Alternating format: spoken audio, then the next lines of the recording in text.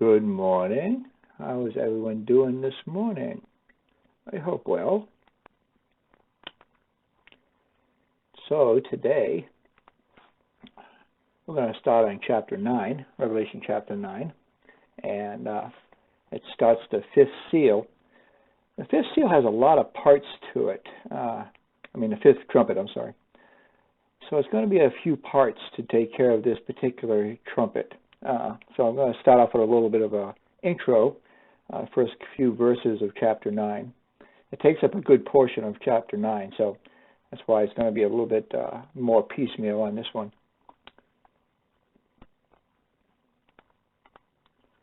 And to take a look at our little diagram here, the fifth trumpet, let's see, 1, 2, 3, 4, 5.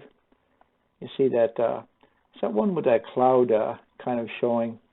And what it talks about is Satan is actually given the keys to the bottomless pit.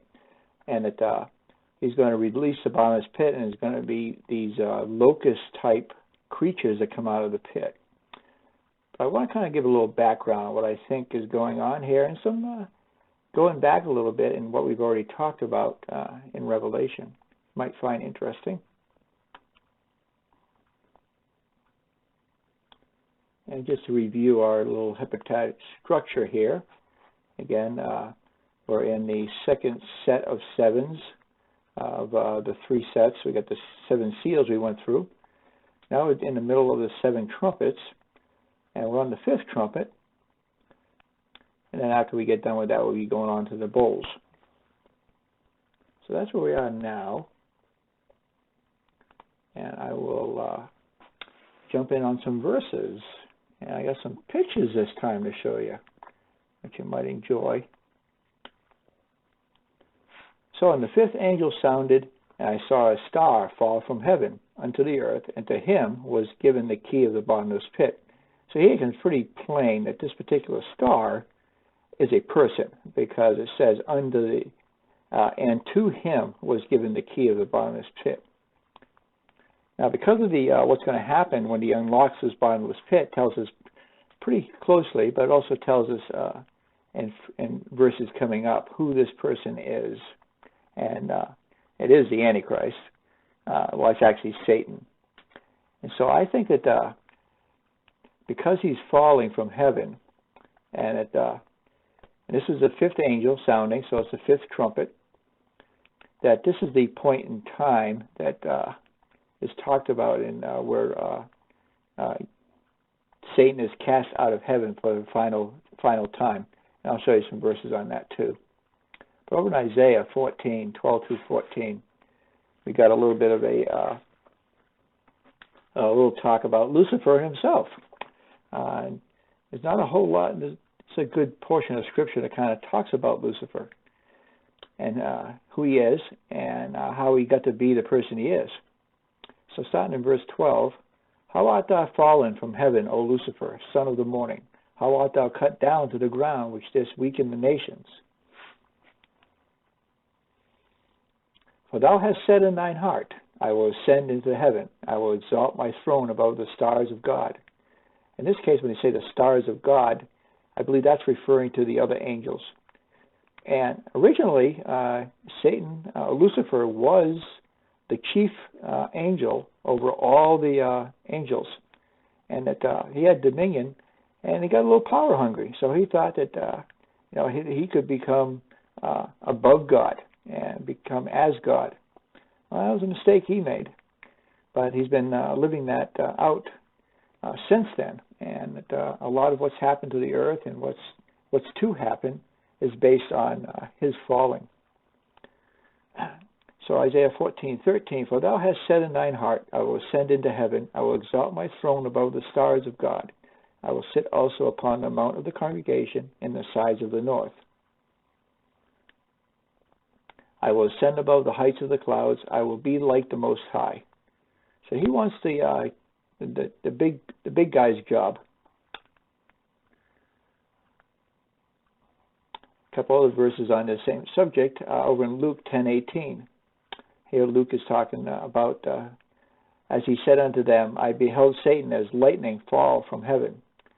Another indication that he's going to be thrown out of heaven. And in 2 Thessalonians, let no man deceive you by any means, for that day shall not come except there come a falling away first, that the man of sin be revealed, the son of perdition. Satan has lots of different names in the Bible, and there's quite a few. This is another name for him, the son of perdition. Actually, the son of perdition is actually Satan's man, the Antichrist. I apologize. Who opposes and exalts himself above all that is called God, or that is worshipped, so that he as God sitteth in the temple of God, showing himself that he is God. Remember ye not that when I was yet with you, I told you these things. I find it fascinating, too, that when Paul was in Thessalonica, he was only there for a few weeks before he got kind of thrown out almost and had to leave.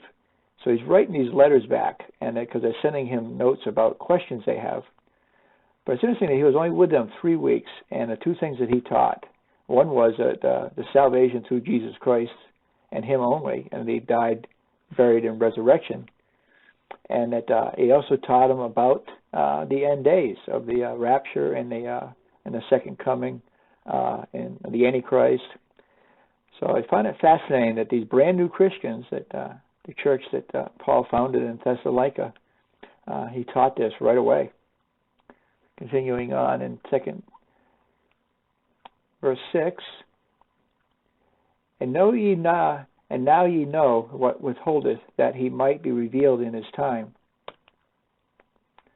So what Paul is talking about here is the fact that we as the church are withholding Satan from being able to fulfill his mission to take over the world, and that time is going to come to an end. But right at the moment, he is being withheld. He's not allowed to be revealed until we're out of the picture. For the mystery of iniquity doth already work. Only he who now letteth will let until he be taken out of the way. Again, talking about the church. And then shall the wicked one be revealed, when the Lord shall consume with the spirit of his mouth, and shall destroy with the brightness of his coming. Now that phrase there is futuristic. It's going to happen at the end of the tribulation. Actually, at the end of the millennium, by the time Satan is finally put down for good. So I believe that this particular period right here, the fifth trumpet, is the midpoint. It's the period of time that they talk about in Daniel's 70th week, where the abomination of desolation is going to be happening either very soon, probably during this trumpet or maybe the sixth trumpet, but somewhere in here. And so we'll take a look at that further as we go along. But in Matthew 24:15, it also talks about this. I see Matthew 24 as a chapter that basically outlines the tribulation from beginning to end, more or less. If you kind of read through Matthew 24 and into Matthew 25 also, as more the end of the tribulation age, going into the millennium kingdom.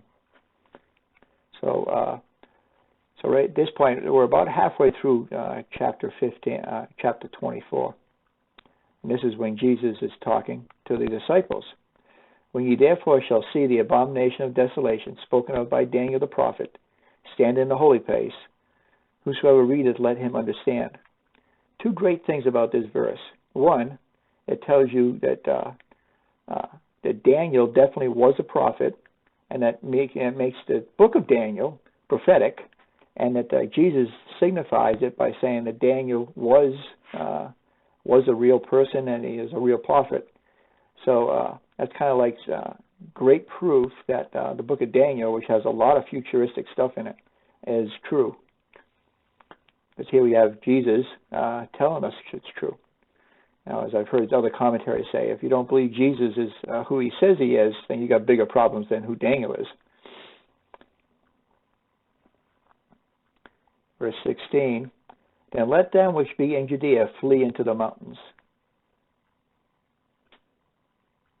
Let him which is on the housetop not come down to take anything out of his house. When this happens, it's going to be catastrophic. It's going to be, neither let him which is in the field return back to take his clothes. That means when you see this happen, beat feet. Don't do anything but run out of, get out of Jerusalem.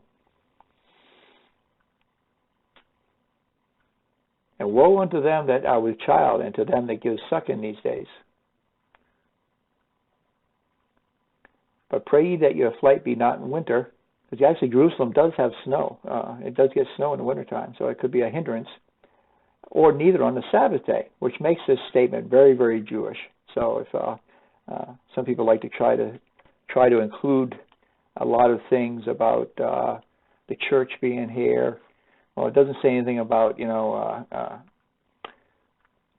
of course we don't follow the Sabbath day as strictly as the Jews do. And there's a lot of places in the world that you don't have to worry about winter, as winter doesn't have snow. Like, mostly here in Arizona it doesn't have snow. Even when we do, it's so light. It's not a concern. So I think that's important to realize that what's happening in the tribulation is all Jewish. Now, there will be Gentiles saved, and don't get me wrong, I believe that's true. But the main emphasis is the Jewish nation.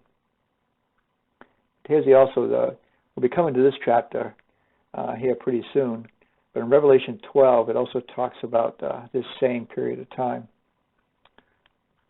And the woman fled into the wilderness. The woman in this case is Israel, where she hath a place prepared of God, that they should feed her there 1,260 days. That's 3.5 years. And I believe this is what happens at the abomination of desolation. And when that happens, the Jewish people are going to beat feet and go to a place, in the wilderness. And most people I've talked to, and it makes a lot of sense, there's a place called Petra, which will, maybe when we get to chapter 12, I'll have some nice pictures of it. Really neat place. You can go there and visit today. It's a fascinating place I'd love to visit. And there was war in heaven. Michael and his angels fought against the dragon, and the dragon fought and his angels. Now, this is the part I was talking about that I think is symbolic of, by the end of this, you're going to see where Satan is thrown out of heaven for good. And prevailed not, neither was their place found any more in heaven. See? So Lucifer and his angels are no longer found in heaven. Up until this point, and even now, Satan is allowed to be in heaven. Now, he's no longer a resident there. But he does go there and complain about us all the time. Like, oh, look what Dana did. He can't be one of your children. He did something really bad. And I think Jesus is our in between. He's standing there as our lawyer, saying, nope, he's covered by the blood. And praise God for that. Imagine what it's like in the throne room these days. Just constant peppering by Satan about all of us in the church, who's doing what. So I'm sure that God hears an earful all the time. Verse 9 in Revelation 12, and the great dragon was cast out, that old serpent called the devil and Satan, which deceiveth the whole world. He was cast out into the earth, and his angels were cast out with him. So I believe this fifth seal is when, fifth trumpet is when this happened. And I heard a loud voice saying in heaven, now is come salvation and strength, and the kingdom of our God, and the power of his Christ. For the accuser of our brethren is cast down, which accused them before our God day and night. Say, there's a verse that tells us that that's what Satan is doing right now.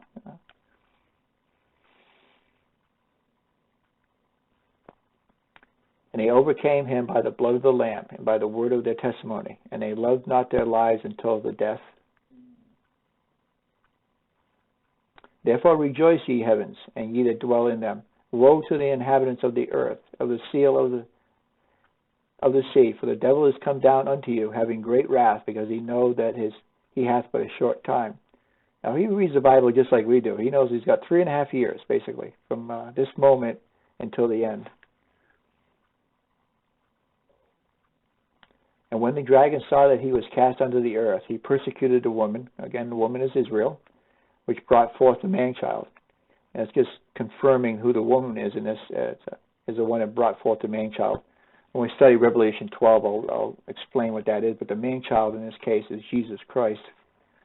Because the beginning of chapter 12 gives us a little history lesson of Israel, how it was born by coming out of Egypt, and it came to the point where Jesus was born, and that Satan all through that period of time was doing his best to try to stop that from happening.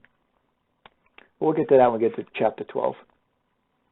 I brought it in here because I really wanted you to see that it really looks like the correlation between Daniel's 70th week and Daniel 9:27, where it states that in the middle of that 7-year treaty, he's going to break the treaty, and that which is the abomination of desolation. And that's when Satan is going to put himself in the temple and say that he's God. It will be through his man of the hour, which will be the Antichrist, but he'll basically be possessing the Antichrist at that point, and so Satan will actually be down here on earth with lots of wrath.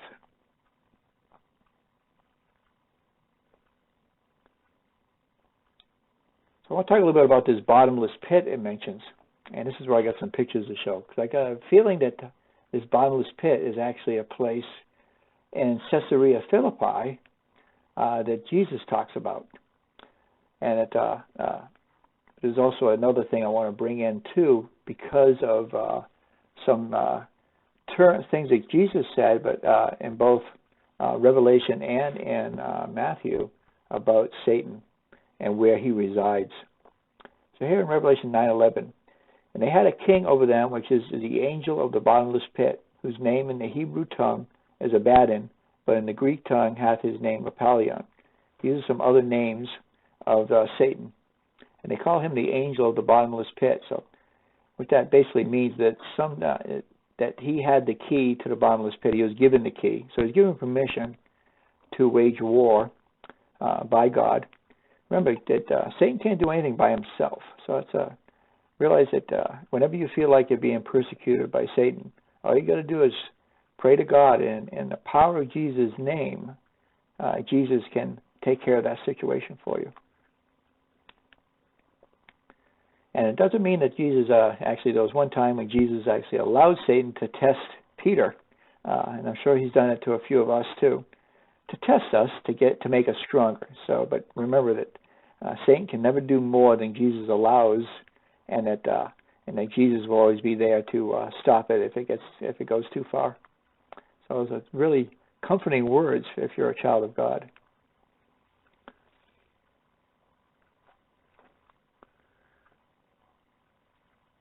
Also, Revelation 17:8 talks about the bottomless pit. The beast that thou sawest was and is not, and shall ascend out of the bottomless pit and go into perdition. And they that dwell on the earth shall wonder, whose names were not written in the book of life from the foundation of the world, when they behold the beast that was and is not and yet is. So we're going to be talking about the beast and the bottomless pit. And ultimately, that's going to be Satan's home forever. Because when we get over to the end of Revelation 20, and the devil that deceived them was cast into the lake of fire and brimstone, where the beast and the false prophet are, and shall be tormented day and night forever and ever. So be mindful that Satan may have power over this earth now, but it's not going to last forever. Okay, back to the text, Revelation 9:2.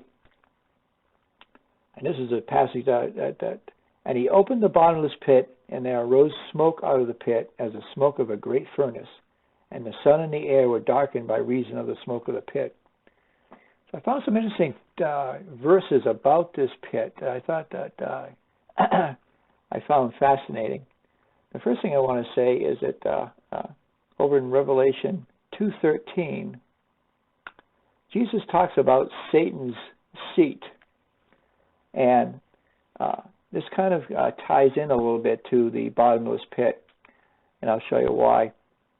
But really, to refresh your memory, this is the church of Pergamos. I know thy works, and where thou dwellest, even where Satan's seat is. And thou holdest fast my name, and hast not denied my faith, even those days wherein Antipas, was my faithful martyr, who was slain among you, where Satan dwelleth. See, where Satan dwelleth. That's the two things I want to key in, Satan's seat and where he dwelleth.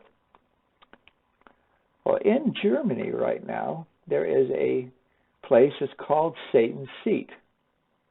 And it's a fascinating, let me show you a picture of it. And this is Satan's seat, as it's called. It was actually a shrine that was made for Zeus. And I guess somehow in Greek Roman mythology, that Satan and Zeus are one and the same. And so this is called Satan's seat, and this was in Pergamus, and it was disassembled in Pergamus and moved to Germany, of all places. And I found that kind of fascinating. Here's it from a different angle. So this is the Satan's seat that Jesus was talking about in that verse. And this is that area. This is an area in Caesarea Philippi. There's a painting of it, and that there's some different thrones there, different gods and goddesses. But that one in the middle there is for Zeus. And when Jesus was in Caesarea Philippi, he talked about. There was an incident where he talked about Satan. But if you see over behind this, to the left here, you see a big hole in the wall. That's actually a cave. And in that cave is a pit. It's called the bottomless pit because it's full of water. It's a spring. And it's flowing today. I got some pictures of it. There's the hole today. Of course, the temple is gone. And you can see the water coming out of it. It flows all the time. And they call it the bottomless pit because they don't know how deep it is. They can't measure to the bottom. And so when Jesus was in this area, he actually commented about, or he commented in Revelation that he knew where Satan dwelleth and where Satan's seat was. But also over in Matthew 16:13, he talks about him and his disciples went up to Caesarea Philippi. And he was talking to his disciples and saying, "Whom do men say that I am, the Son of Man am?" And this is a famous scene that Peter says that you are the Son of God. And Peter gets acclamated for it, for being, for understanding, because he said that you didn't hear that from, let me just run through it real quick. How's time going? We're almost done. 23 minutes.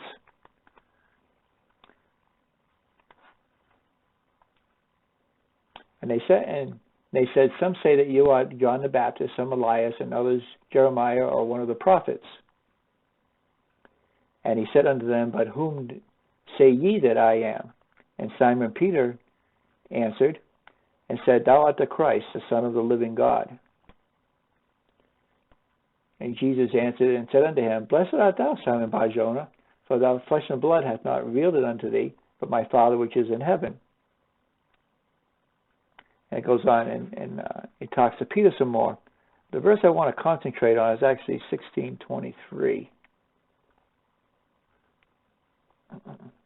And this is where Peter, but he turned and said unto, let me back up a verse first.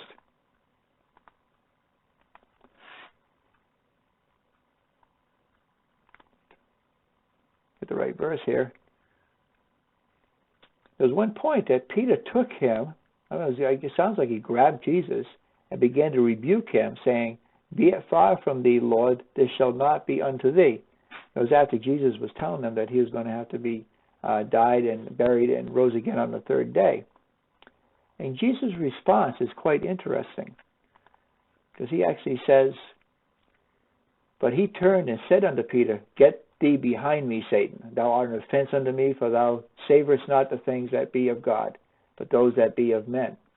And here they are near this thing called the bottomless pit, in an area that has a shrine of Zeus, and that in the comments that Jesus has made about knowing where Satan resides, it almost seems like Satan actually came up and was had influenced Peter into saying something improper to Jesus. And Jesus immediately recognized it and said back and knew it was Satan doing it and told Satan to get lost. And it's something to be careful about. Realize that Satan is very, very powerful, so don't mess with him. He's not somebody to mess around with. He's got a lot of power.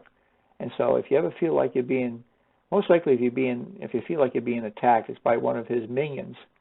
Because Satan himself is very, very powerful. And that the only person that has power over him is God himself. So, good thing to keep in mind.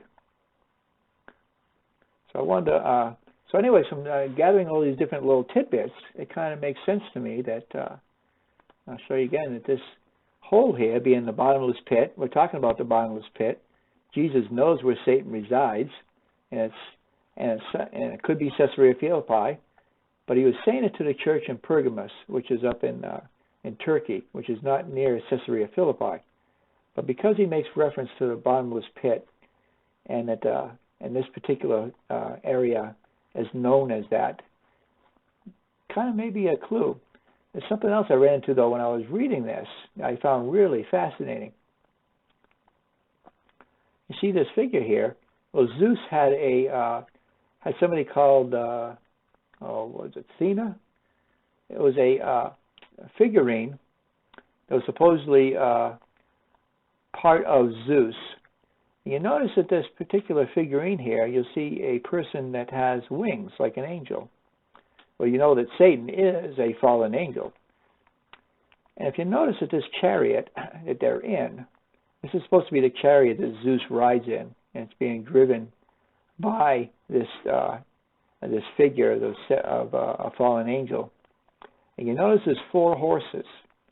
And the funny thing is about these 4 horses, these 4 horses are called the 4 horses of the apocalypse, which could be symbolic of the 4 horses of Revelation chapter 6.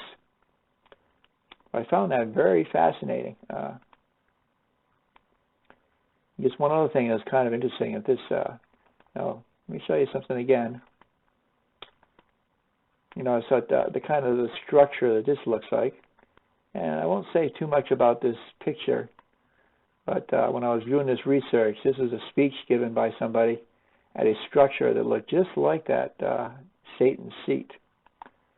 And another speech that was given by, it was near that same angel that I was just talking about, that's in Germany. And this person was actually facing where the Satan's seat is. Kind of makes you go, Okay, enough of that subject. Don't know how true that is, but I was fascinated by it. I'd never heard that before. This is back in the article I found was actually back in 2011, so it's 10 years ago now. Anyways, back to the text. So we were talking about Satan's. Jesus knows Satan's seat, and the fact that Jesus actually turned and Satan was actually influencing Peter in this case and told Satan to get behind him. This is also mentioned in Mark 8:33. But when he had turned about and looked on his disciples, he rebuked Peter, saying, "Get thee behind me, Satan, for thou savest not the things that be of God, but the things that be of man." So that's my little take on the bottomless pit and Satan and where Satan's seat is. All ties together. Okay, Revelation 3. So out of this bottomless pit comes these locusts, and I'm getting ready to stop for today. But in Revelation 3 it says, "And there came out of the smoke locusts upon the earth, and unto them was given power as the scorpions of the earth have power." So these locusts are really fascinating. There's some kind of a weapon by Satan to use to attack people on earth. You can see that he was given the key to the bottomless pit, so that tells us that God has given him permission to proceed. And they call this the 3 woes. So this is the first of the 3 woes, and so things are going to really intensify now because like I said, it's now we're into the part where Jesus actually said this is called the Great Tribulation. And if Jesus didn't allow it to go any further than it does, that there would be no life left. So if you're seeing this and you're still alive during the tribulation, be forewarned that it ain't over yet. You still got another 3.5 years of whatever has been going on, and it's going to get worse and worse and worse. All I can say is that I give you blessing and keep praying to the Lord and be ready for anything and try your best to survive.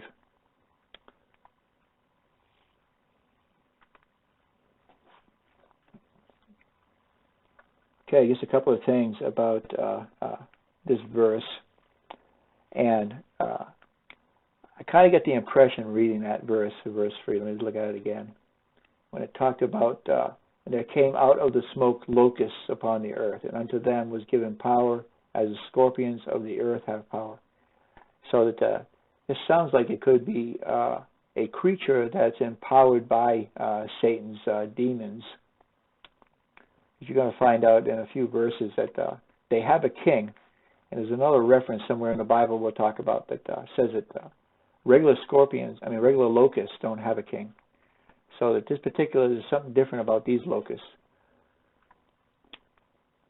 But I just wanted to mention one other place that we see that people can be possessed by the devil, and that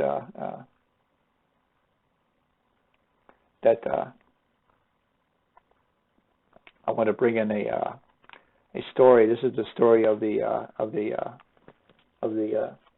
legion, a man that was possessed with demons, and Jesus asked him, saying, "What is thy name?" And he said, "Legion," because many devils were entered into him. And I bring this up only because I wanted to mention that it is possible for Satan to indwell and his demons others and to do his bidding. And we kind of saw that a little bit in Peter. That could have been what happened, that he indwelled him briefly, and that could have been also just that he was somehow influenced by him. Very strong individual when it comes to being able to influence us. And they besought him that he would not command them to go out into the deep. Here Jesus is going to rebuke these demons out of this man. And there was there a herd of many swine feeding on the mountain. And they besought him that he would suffer them to enter into them. And he suffered them. In other words, basically, Jesus gave that demon permission. And this kind of shows exactly that the demons don't have the power to do whatever they feel like it. They have to get permission. And so here he's asking Jesus if it's okay if you put us into something else. We don't want to be a disembodied demon. And so he said, yeah, that's okay. So there was some swine feeding nearby, and they went into the swine. And the funny thing is, as soon as they went into the swine went crazy and was driven off of a cliff into the then went the devils out of the man and entered into the swine, and the herd ran violently down a steep place into the lake and were choked. So kind of an interesting story that Jesus gave permission to do that, but it caused the swine to want to kill themselves, and they did. Basically committed suicide is what it sounds like. So I'll just leave you on verse 4 here. And was commanded them that they should not hurt the grass of the earth, neither any green thing, neither any tree, but only those men which have not the seal of the God in their foreheads. And we'll just dissect that verse a little bit more tomorrow. But I just brought it in only because notice how it says that we know regular locusts. That's why these aren't regular locusts. Their main destruction power is that they eat everything green in sight. But here, these particular ones are told to not eat anything green, the grass or any green thing, or any tree, but only to cause harm to the men which have not the seal of God in their foreheads. And if you remember back to chapter 8, or was it 7? I'll bring it up tomorrow. That remember that 144,000 were sealed. by God. So these are the ones that can't be touched.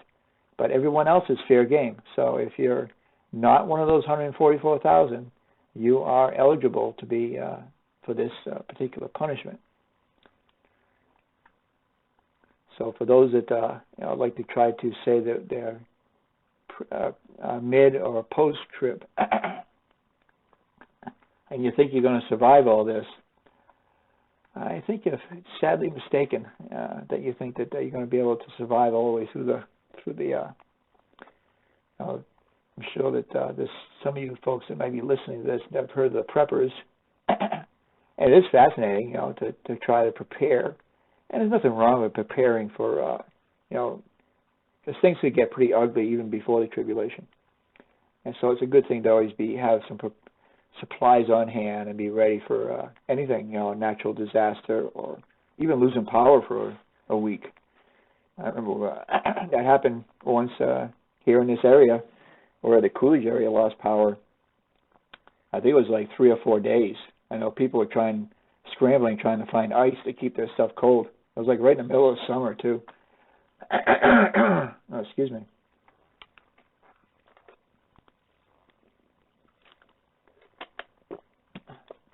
So I hope you found that kind of interesting, and we will continue with this fifth seal tomorrow. So on that note, I'll end with a prayer.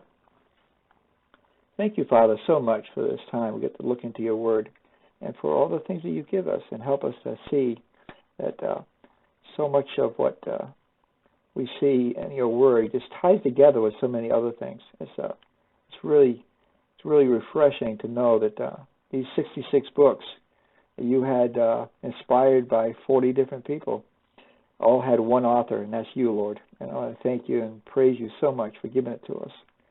And I love researching and getting to know you better, Lord. In Jesus' precious name I pray. Amen. Okay, folks, we'll see you tomorrow. Oh, one more thing before I leave. Pastor is on his way here, too, and I hope that all you can say a prayer, doing your prayers, that Pastor Jamie is bringing a load of equipment, a load of household goods on his way here, and that we can all say a prayer for him, that he has safe travels, and that everything goes smoothly. I know that he was in Dallas last night, so that I'm not sure exactly when he's leaving this morning, but that he'll be heading, I think he's due to arrive, I believe, Friday or Saturday. So we may see him this weekend. So that would be good to see him. And so talk to you all later. Bye now.